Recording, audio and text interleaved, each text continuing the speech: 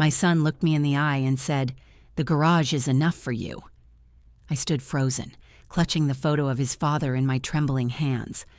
The house I had poured my life into was warm and glowing behind him, yet he pointed me toward a cold, dusty corner where no mother should be sent. That night, I lay awake in the dark, tears streaming down my face, but I didn't know then. What I discovered next changed everything. I wasn't always this broken, this humiliated. Once I was proud.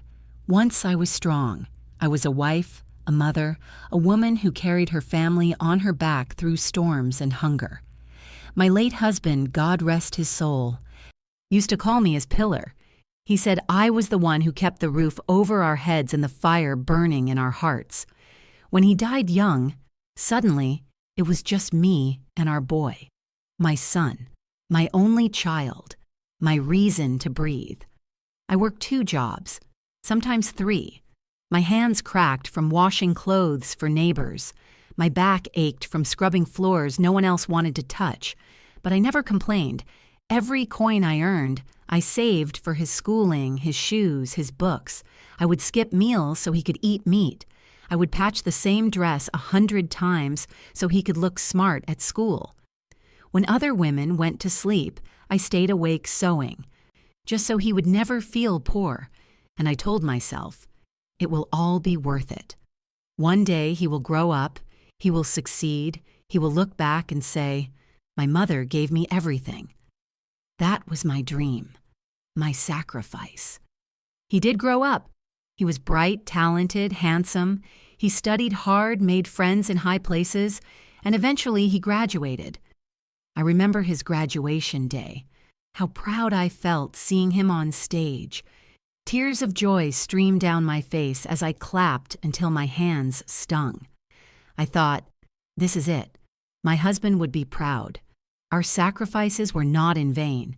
When he got married, I was nervous. A mother always worries when another woman enters her son's life. At first, I told myself to trust. His wife, my daughter-in-law, smiled politely, kissed my cheek, and called me Mama. She wore designer clothes, had sharp eyes that always seemed to be calculating, but I told myself I was imagining it. I wanted to believe she had a good heart. For a time, life felt normal.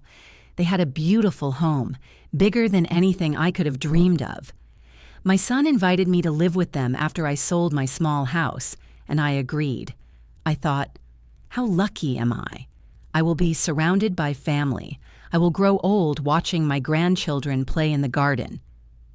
I gave them everything, my savings, the little inheritance left from my husband, even the money I had set aside for emergencies. I thought it was for the family, for our future. At first, they treated me kindly. My son would hug me when he came home from work. My daughter-in-law would sit with me and ask about my health. I cooked for them, cleaned, folded their laundry. I wanted to feel useful. I wanted to belong. But slowly, cracks began to appear. The first time I felt it, it was small. My daughter-in-law laughed at the way I cooked rice, calling it old-fashioned. She rolled her eyes when I told stories about my youth. She told my son I was too traditional, that I made the house feel heavy. I brushed it off. I told myself, she's young. She doesn't mean harm. But the whispers grew louder. Sometimes I'd walk into a room and find them talking in hushed tones, only for silence to fall when they saw me. Sometimes they'd go out to dinner and not invite me, leaving me with cold leftovers. My son began coming home later, spending more time with his wife's family, less with me. Still, I held on. I told myself, it will pass. He loves me. I raised him with love. A child cannot forget his mother's sacrifices. But one evening, everything changed. It was a cold night. The wind rattled the windows. I was setting the table for dinner when I heard my daughter-in-law say, "This house feels crowded. We need more space." I laughed softly, thinking she was joking. But then my son looked straight at me. His eyes were cold, distant, like I was nothing but a shadow in the room. He said slowly, firmly, "Maybe the garage will be enough for you." The fork fell from my hand. My heart stopped. The words pierced me deeper than any knife. The garage? The damp, dusty space where we stored broken furniture and rusty tools? That was enough for me? After all my years of sacrifice, that was my place. I searched his face for some sign of hesitation, some flicker of the boy who used to hug me tight and say he would take care of me forever. But there was nothing, only silence, only finality. The next morning, my room was emptied, my belongings stuffed into boxes like garbage, my bed dismantled. They led me to the garage as if it were natural, as if I truly belonged there. My son didn't even look at me. My daughter-in-law smirked, satisfied. That night, I sat on the cold cot they had thrown into the corner. I clutched the photo of my late husband to my chest, whispering, "Is this what we built? Is this what our son has become?" The walls were damp. The floor was hard. My old bones ached. I could hear them laughing inside the house, the home I had helped pay for, the home my sacrifices had built.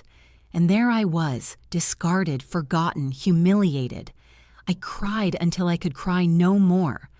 I thought I had lost everything, my dignity, my family, my purpose. I believed my life was over.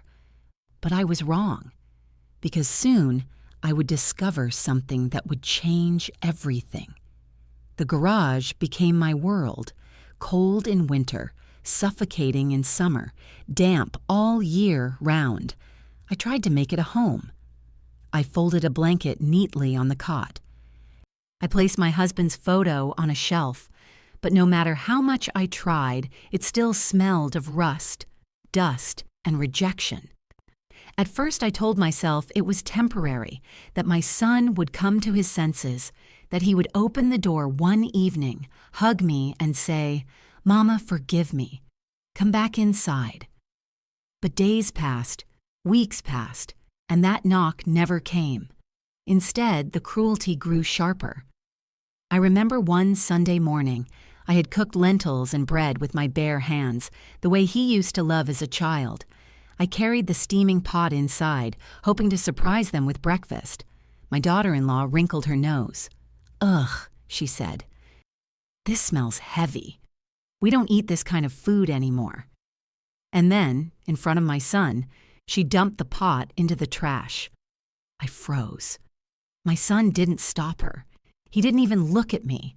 His only words were, "Mama, you should rest. Don't trouble yourself." But I could hear the unspoken words behind his voice. "Don't trouble us." That night, I went back to the garage, my hands still smelling of lentils, my heart breaking into pieces.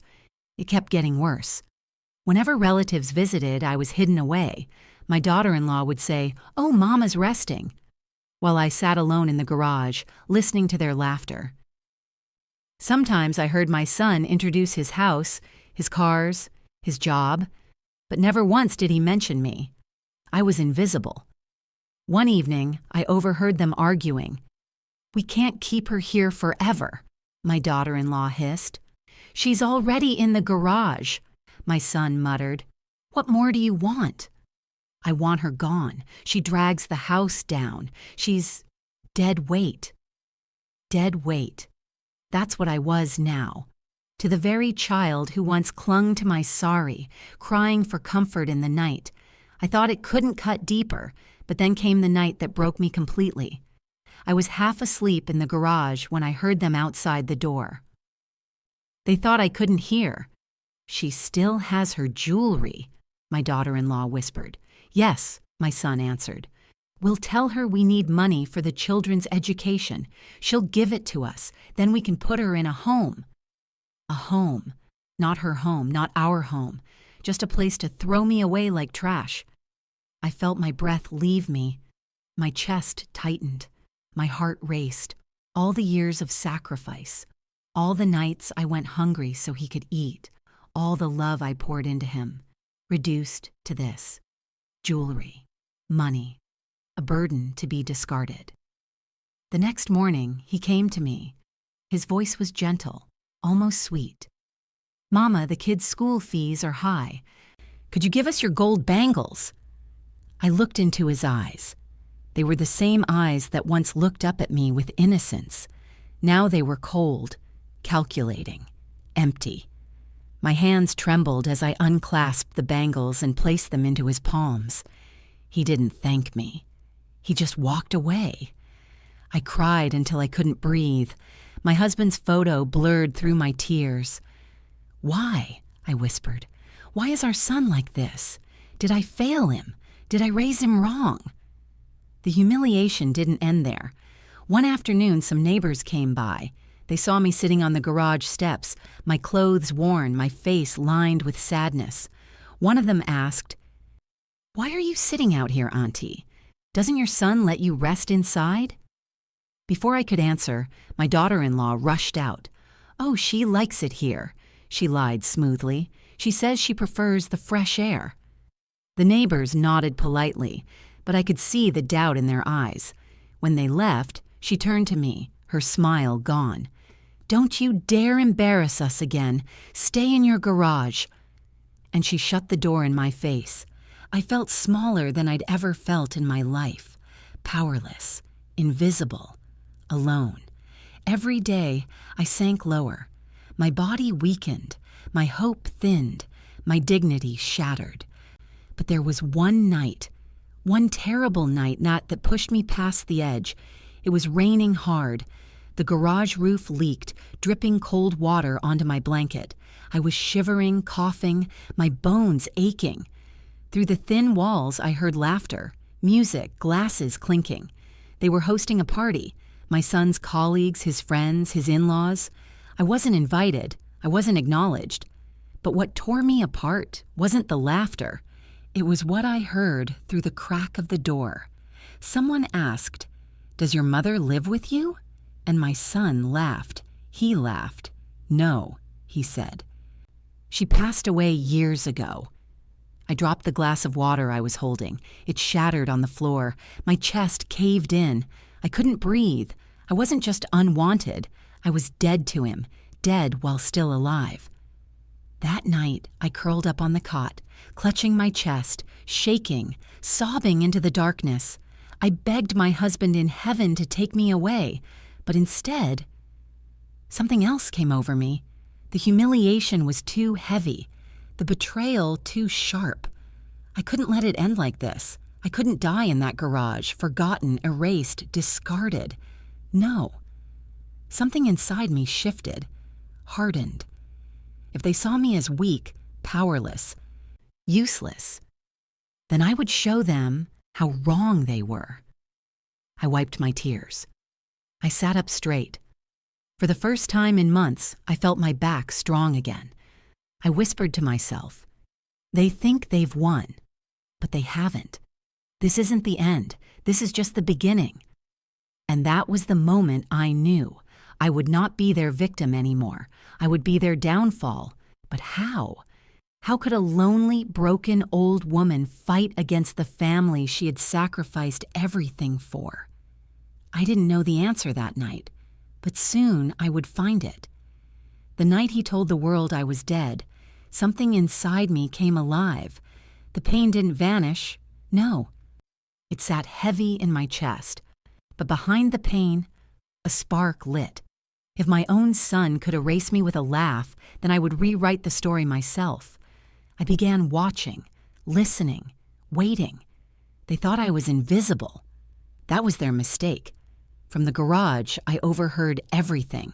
Their whispers, their lies, their arguments.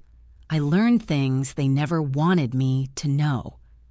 One afternoon, as I was sweeping the garage, I heard them fighting inside. My daughter-in-law's voice was sharp. "You're drowning us in debt," she yelled. My son shouted back, "I had no choice. The business needed money." "No choice? You mortgaged the house without telling me.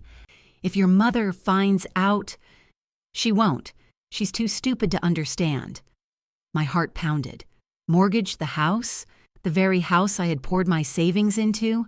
My life's work, my husband's legacy? I pressed my ear against the wall. Every word stabbed me. My son had taken loans, huge ones. Their fancy cars, their lavish parties, their designer clothes, all of it was built on a mountain of debt. And all this time, they treated me like the burden. That night, I couldn't sleep. My mind raced. They thought I was weak, but weakness had taught me patience, and patience was my weapon. The next morning, I searched through my old trunk. Hidden beneath the boxes in the garage, I found a small envelope yellowed with time. Inside were receipts, papers, proof of all the money I had poured into the house when we first bought it. Proof that the house wasn't only his, it was mine. My hands trembled as I held those papers. For months I had been crying into the darkness, begging for mercy. But now I had power. Still, I knew I couldn't do it alone. I needed someone I could trust, someone outside these walls. So I reached out. I called an old friend, Ravi, a lawyer who had once been my husband's colleague. My voice shook as I explained. At first, he was silent. Then he said softly, "Auntie, don't worry. We'll make this right." For the first time in months, I felt hope. Ravi came to see me in secret. I met him in the garden one afternoon while my son and his wife were out. I handed him the documents, the receipts, the proof of my contribution. He read them carefully, nodding. "You have rights," he said. "You're not powerless. This house cannot be theirs alone. We'll prepare everything." Tears filled my eyes, not of sorrow this time, but of determination. From that day, I played a part. I became the frail old woman again. I coughed. I shuffled slowly. I lowered my head. Let them think I was beaten. Let them think I had no fight left. All the while, I was watching, collecting, preparing. I hid a small recorder in my sari pocket. When they mocked me, I pressed the button. When they whispered about selling my jewelry, I pressed it again. I recorded every cruel word, every plan to throw me away. Each night, I handed the recordings to Ravi. Piece by piece, my case grew stronger. Piece by piece, their mask began to crack. But I didn't want revenge only in court. No, that wasn't enough. I wanted them exposed. I wanted the world to see what they had done. So I waited. I waited for the perfect moment. One evening, my son came to me again. He smiled, gentle as always when he wanted something. "Mama," he said, "do you still have your gold necklace? We're short on money again." I looked at him, my face blank. My heart screamed. My blood boiled. But I kept my voice steady. "Yes, Beta," I whispered. "I'll give it to you soon." And in that moment, my plan became clear. They wanted everything from me. My money, my jewelry, my dignity. Fine. Let them believe they had it all. Because soon, I would take back what was mine. And when I did, I would take everything from them. The woman they thought was broken was about to become their nightmare. The night before, everything changed. I sat in the garage, staring at the cracked ceiling. My son's words echoed in my ears. "The garage is enough for you." But tomorrow, the garage would no longer be my prison. It would be their shame. The day of reckoning arrived at a family gathering. My son had invited relatives, neighbors, even business partners to show off his new status. Laughter filled the house. Glasses clinked. They strutted around in designer clothes, pretending to be kings. I sat quietly in the corner, wearing the same faded sari they mocked me for. They barely looked at me. Some relatives pitied me, others avoided me, believing I was just a burden. That's when my son raised his glass. "To family," he declared, "and to a future free of problems." The guests applauded. My heart pounded. It was time.